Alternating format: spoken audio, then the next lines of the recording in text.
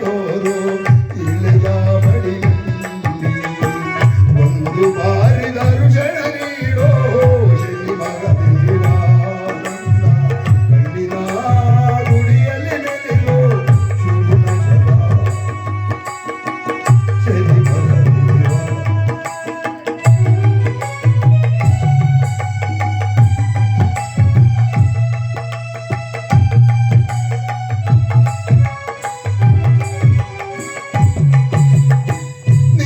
ಗುಡಿಗೆ ಬರಲು ಎನಗೆ ನೀಡು ಚೇತನ ಎನಗೆ ಇನ್ನೂ ಸಾಕು ಸ್ವಾಮಿ ಬದುಕು ಬಂಧನ ಪರಮಾತ್ಮ ಶರೀರಾಗ ಸಾಗವಾಗದ ಕಾಪಾಡುತ್ತದೆ.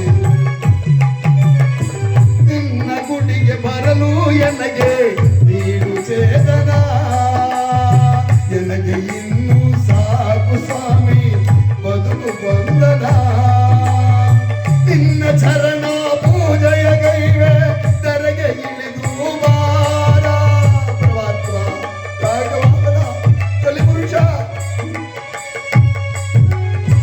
ನಿನ್ನ ಚರಣ ಪೂಜೆಯ ಗೈವೆ ತೆರೆಗೆ ಇಳಿದು ಬಾರ ಎನಗೆ ಇನ್ನೂ ಸಾಕು ಸ್ವಾಮಿ ಈ ಬದುಕು ಬಾರ ಎನಗೆ ಇನ್ನೂ ಸಾಕು ಸ್ವಾಮಿ ಈ ಬದುಕು ಬಾರ.